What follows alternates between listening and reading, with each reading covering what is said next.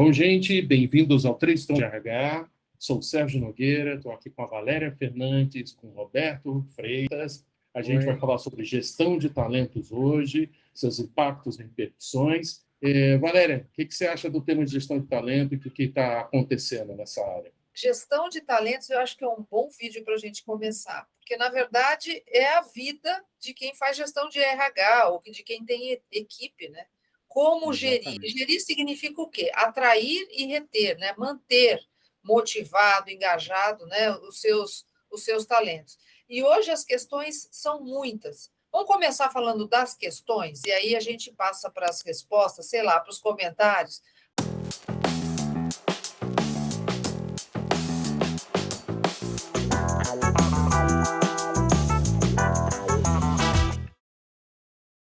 Olha, os perfis hoje variam tanto. Então, tem aquele que quer ganhar muito dinheiro.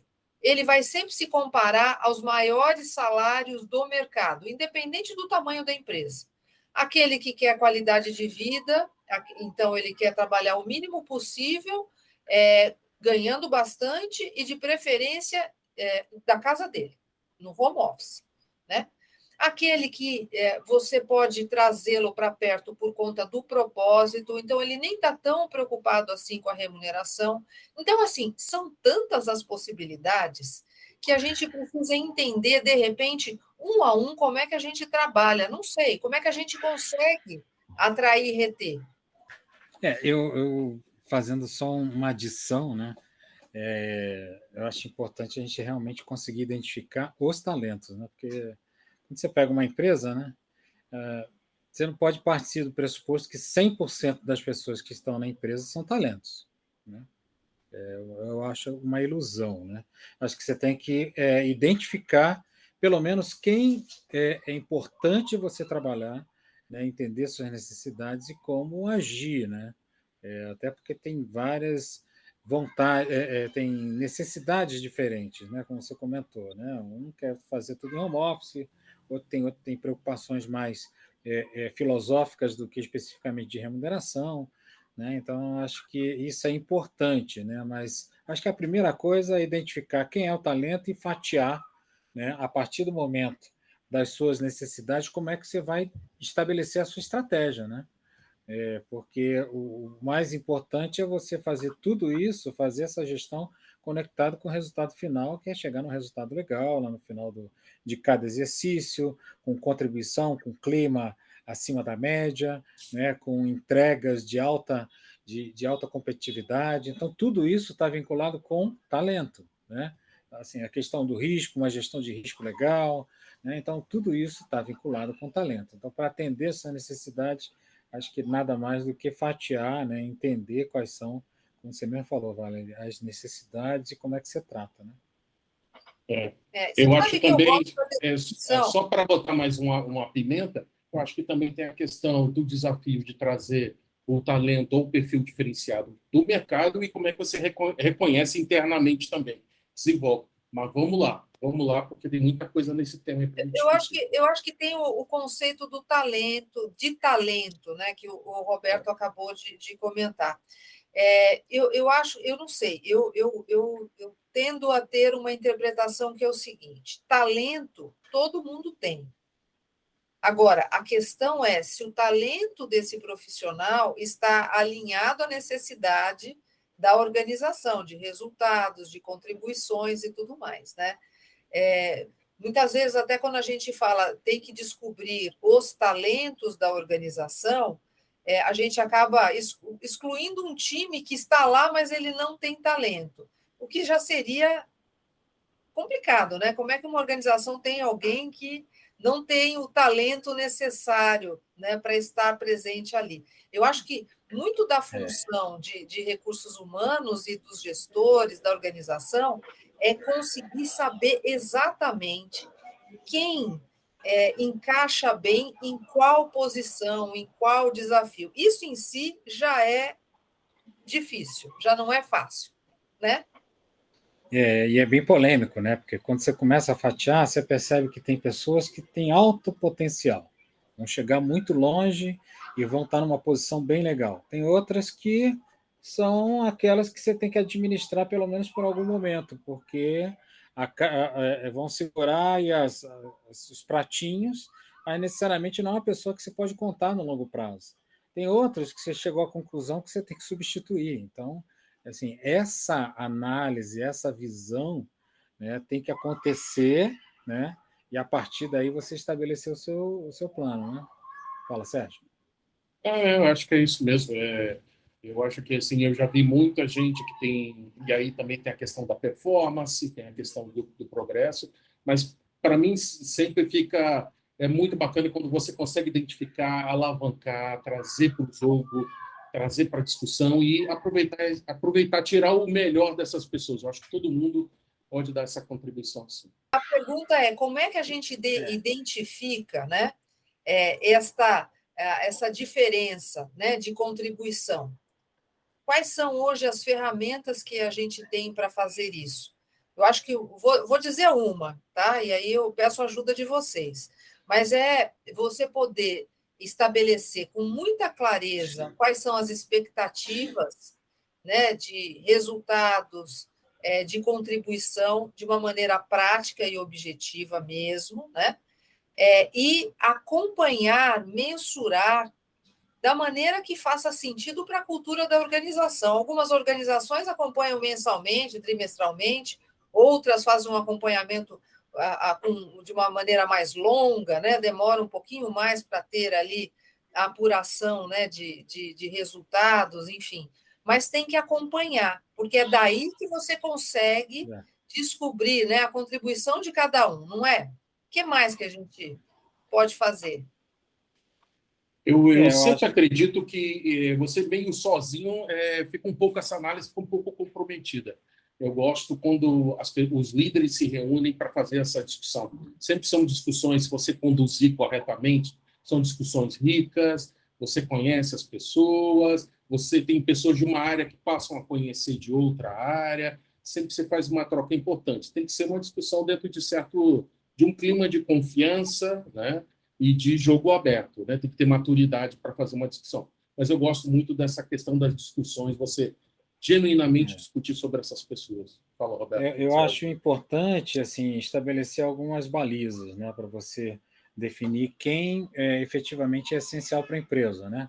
Então, algumas características, skills, competências críticas, algumas coisas que são relevantes para cada segmento da empresa, né? E começar a identificar e fazendo o match em si. A necessidade daquela área em relação a competências críticas e skills, ela faz matching, ou seja, ela casa com as características das pessoas que estão lá. Né? Ou, de repente, você tem que trazer de fora. Né? Mas acho que esse balizamento é importante. Né? Se você não tem noção do que você precisa, fica difícil identificar se a pessoa é um talento ou não.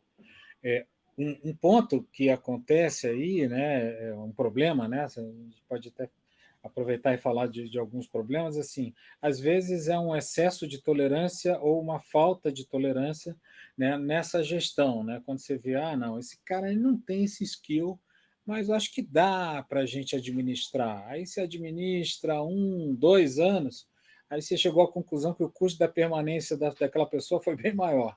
Né? Então era melhor ter mandado embora e trocar e contratar outro. Né? Esse é o excesso de tolerância. E tem a falta da tolerância, né? Quando a pessoa é uma pessoa com potencial, que você arranjando um coach, uma forma, estruturando um programa que você consiga desenvolver, esse cara vai dar um resultado. Mas não, você é impaciente, é resultado, né? Só foco no resultado imediato, e você perde uma grande oportunidade de ter um cara que vai ser um futuro líder da sua empresa. Né? E às vezes tem uma armadilha, né? Porque a pessoa está indo muito bem, né? O colaborador está indo muito bem, e aí o gestor rapidamente o promove, né? Dá um novo desafio, e num segundo momento ele leva um tempo para performar como o esperado, que é o que você está dizendo. E aí, como tinha uma expectativa altíssima em cima desse profissional, ele pode estragar, né, atrapalhar a permanência dele no time ou na organização por conta talvez até uma falta de planejamento, porque o planejamento para a carreira também é importante, né? Na medida que eu faço uma promoção, que eu dou uma nova responsabilidade, qual é o tempo, né, que este colaborador vai levar para performar de acordo com alguém que já performa no 100% do esperado, o que é que falta para que ele atinja a necessidade plena, prepará-lo, enfim. Isso tudo merece planejamento, não existe. Quando a gente fala de pessoas, não existe nada automático, né?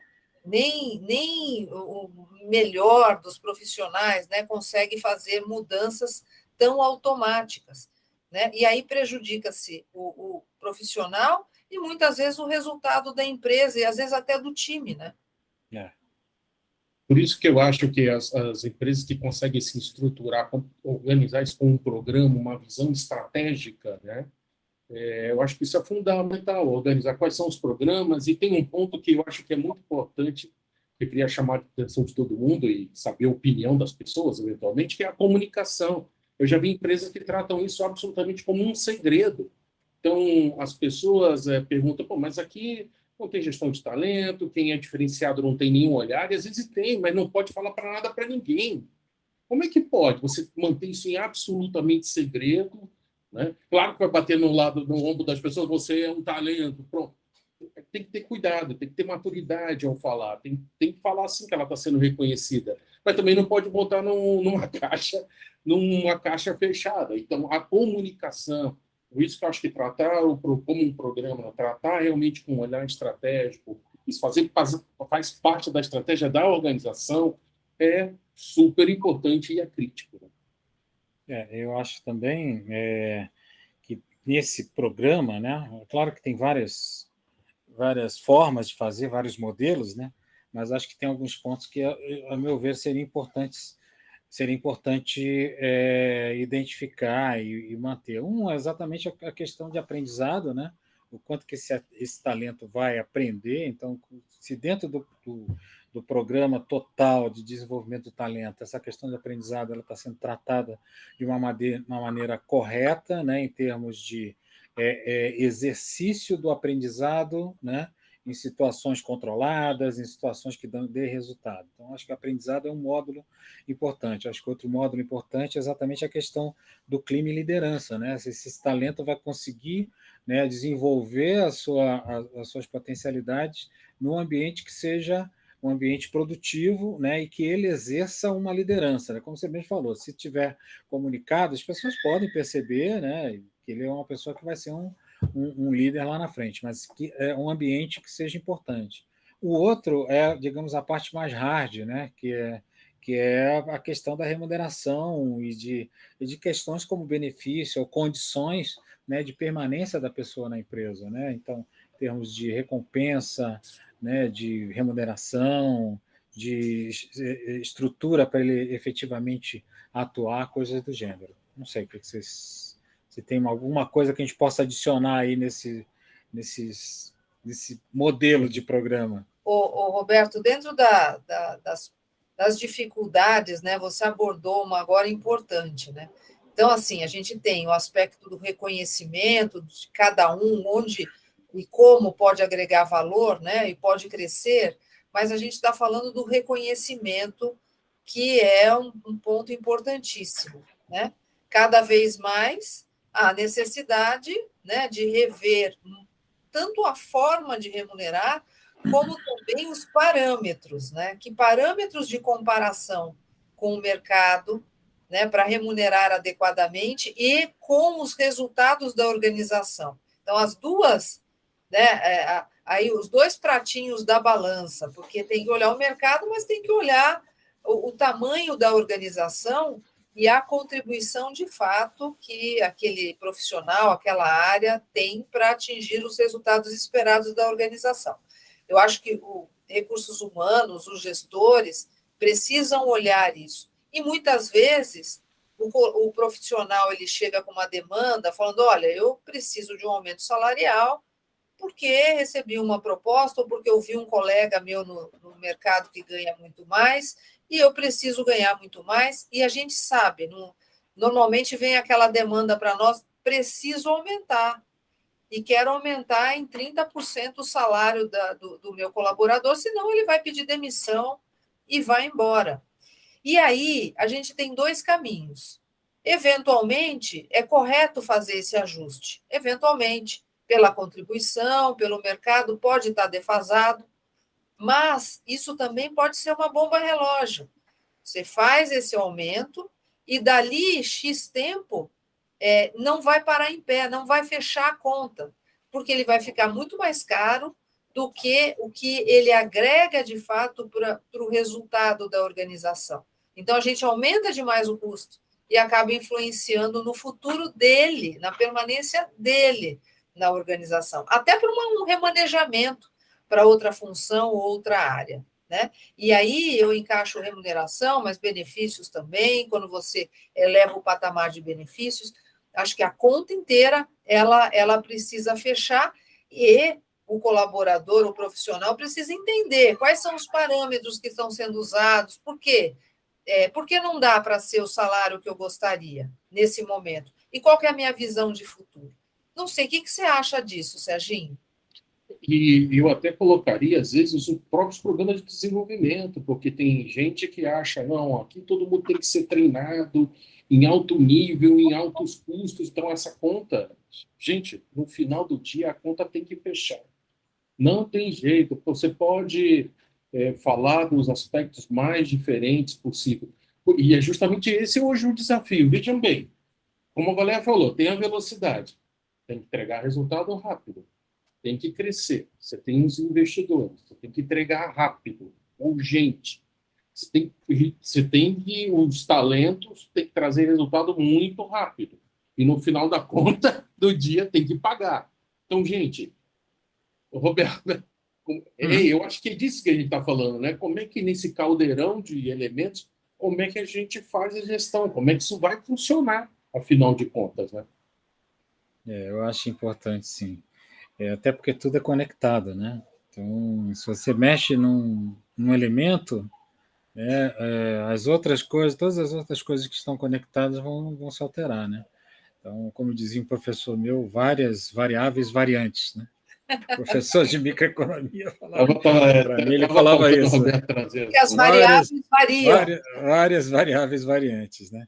Então, se você mexe na remuneração, você tem que olhar a consistência interna, você tem que ver se aquela remuneração que você está dando é no timing correto, né? Você não está dando só porque ele pediu, você está dando porque ele merece, porque ele entregou, porque ele tem algum resultado atrelado àquilo, né? Então, eu acho que é importante, né, quando você olhar esses programas que estão vinculados com a estratégia de gestão de talentos, né, ver exatamente se está fazendo as coisas da maneira mais justa, né, e de uma maneira, digamos, tecnicamente consistente, né, porque senão você vai tratar todos iguais. Roberto, eu acho que tem que ter uma visão pragmática também, né, gente? Eu não sei o que vocês acham, mas, gente, vamos sentar aqui. Não dá para ter esses talentos que vocês estão imaginando das empresas de ponta. A gente não tem condição de fechar. A nossa capacidade, chama o nosso amigo financeiro aí, que o Roberto sempre fala, senta aqui, esses são os parâmetros. Gente, vamos combinar a regra do jogo? Não dá para ter um mundo ideal. Olha a capacidade da nossa empresa, vamos entregar, e à medida que a gente vai entregando, a gente vai investindo e vai dando... A gente tem um espaço para poder crescer. Agora, você de um determinado tamanho, você já ambicionar lá em cima, olha o estresse, olha... Assim, gente, olha o que está acontecendo no mercado. Desculpa, minha humilde visão. Por que está acontecendo tanto essas demissões? Por que tem tanto esse desbalanceamento? Por que tem tanta gente recém-contratada sendo demitida meses depois? Qual é a consistência que esses projetos, né, têm? Então, eu acho que nada melhor do que a gente sentar e falar a real. Gostaria de ter os mega hiper talentos da melhor empresa do meu segmento? Gostaria. Gostaria de ter os planos de remuneração mais agressivos e mais competitivos do mercado? Gostaria. Gostaria de ter os melhores planos de desenvolvimento, mandando gente para o exterior, ter os melhores programas com os professores. Gostaria. É possível agora? Não. Eu acho que encaixar isso dentro das possibilidades é fundamental e é responsabilidade assim muito forte, né? do gestor da empresa, né, dos gestores em geral, do RH, né? O RH ele tem uma missão importantíssima de não ser passivo, né? A gente, com certeza, vocês assistiram, eu já assisti, RHs que simplesmente recebem a demanda e vão lá. É aumento? Bora. É contratação? Vamos contratar correndo, um monte de gente, põe para dentro, né?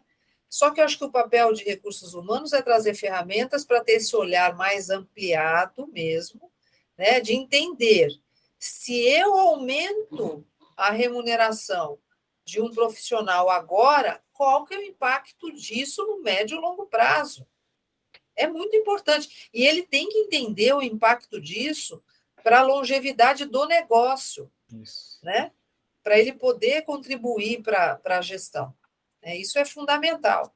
E dá para sair, Roberto, contratando sem parar, independentemente de qualquer coisa? Vamos contratar logo 20 pessoas para a área comercial, vamos lá e sai correndo contratando todo mundo. Isso acontece? Geralmente as pessoas imaginam que o dinheiro é a solução de tudo, né? Então, assim, se eu contratar pessoas com salário mais alto, eu vou ter as melhores pessoas. Se eu tenho uma demanda e eu vou e contrato todo mundo, independente da sequência lógica dessa demanda, né, de negócio, eu contrato todo mundo, porque eu já tenho todo mundo, já capacito todo mundo, só que você não tem, no caso, vou pegar um exemplo comercial, você não tem nem a carteira definida. Então, você vai contratar, você vai botar o custo na frente, né? Então, assim, essa lógica, né, ela tem que ser um pouquinho diferente, né? Tem que sempre existir a conexão com o resultado, né? Tem que existir uma conversa próxima. Mas, Roberto, sempre. Isso que você está falando, que faz lógica, sabe como é reconhecido? Falta de agressividade, falta de ambição, falta, sabe, de ousadia. Você é retrógrado. É isso. Gente, vamos falar. Você não toma risco, né? Você não toma risco. Você é lento. Então, você é lento. Então, mas eu acho que a discussão ela tem que ser, o RH tem que contribuir num nível de discussão tão elevado em que se chegue à conclusão de que fazer a contratação de 10 pessoas, ao invés de fazer de uma maneira sequencial, escalonada, e colocar os 10 de primeira, você está gastando para a empresa. Então, você tem que trazer levar o nível de discussão a um nível estratégico, né? Porque senão vai dar com os burros na água. Você, ok, estou tomando risco. Tomar o risco, você pode perder, né? Como você aposta, você vai apostar, né? Você está tomando um risco. Você pode muito bem duplicar seu ganho, triplicar seu ganho ou simplesmente perder. Você simplesmente tem que mandar os 10 porque você colocou o custo na frente, as carteiras não estavam maduras, o lead não estava pronto, o cara que você contratou não estava preparado para entender. A tecnologia não é madura o suficiente. Exato. Então, assim, você não tem o produto adequado. Então, essas coisas têm que acontecer. Sua logística não está azeitada ainda, tem muita coisa que depende de um terceiro, não tem quarto. Nada. Você tem mais ou menos uma ideia e acha que vai dar, porque o mercado está demandante. E aí você sai contratando sem parar, né? E tem uma medida que eu não consigo muitas vezes entender, que é assim, olhar para o sucesso vinculando ao tamanho da empresa em termos de número de colaboradores. Veja, pode até ser, mas não necessariamente, né? A gente tem observado também empresas extremamente lucrativas, com um número bem, né, conservador, em termos de quadro total, número pequeno de pessoas, trabalhando, né, em sintonia com outras empresas, né, trabalhando num ecossistema, e aí extremamente rentáveis. Então, esse tema de, olha, agora a minha empresa tem 300 pessoas, olha como eu sou, olha como eu cresci, olha como eu sou bem-sucedido. Não sei. Pode ser que sim, e seria maravilhoso, mas pode ser que daqui 2, 3 anos você tenha que cortar 50% dos seus colaboradores. E isso, além de todos os impactos sociais que traz, né, traz custo também, né? Imagem, custo, de fato, né? Dinheiro. É muito complicado. As pessoas assim, têm uma falta de visão em que contratar e demitir num curto espaço de tempo não parece que não tem custo. Nossa, o custo é enorme. Se você pegar entre um momento de contratação e um momento de desligamento, de novo, o que você gastou, né, o que você colocou e versus o retorno é um fracasso, é total prejuízo, é um desastre do ponto de vista financeiro, econômico. Se falar em clima, imagem, como você falou, você relacionou. Eu acho que contratar certo deveria ser uma métrica importante de RH. O contratar certo não é só trazer o perfil correto, que em si já é bastante, é bacana, mas não é só isso. É trazer o perfil que vai agregar, de fato, o resultado e que vai contribuir no médio e longo prazo, que não vai ser dispensado rapidamente, não vai sair da organização. É uma responsabilidade muito grande, gente. Nós, né, lidamos com vidas, não só dos contratados, mas das famílias. É muito complexo a situação. Por isso que eu acho que o tema, né, de gestão de talentos ele tem que ser um tema presente e discutido quase que diariamente dentro da empresa, né? Às vezes você percebe nas empresas assim, a gente vai discutir daqui a 2 meses como é que a gente vai... Depois, no próximo comitê, daqui a 2 meses. Quer dizer, você dá A um maioria é um ano, espaço. Roberto. Eu acho que a maioria também é um Então, você ano, dá não um dá. gap entre as discussões importantes e perde tempestividade, né? Perde timing, né? Na hora de tomar suas decisões. Né? Então, Sem dúvida. Eu acho que do mesmo jeito que a gente acompanha os resultados, né?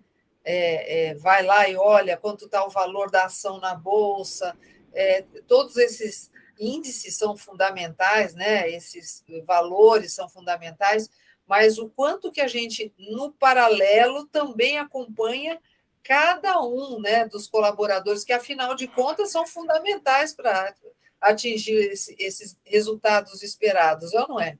E hoje você tem indicadores, né, vinculados às pessoas, né? Você tem que usar desses indicadores, né, para fazer uma gestão mais inteligente, né? Não tenha dúvida.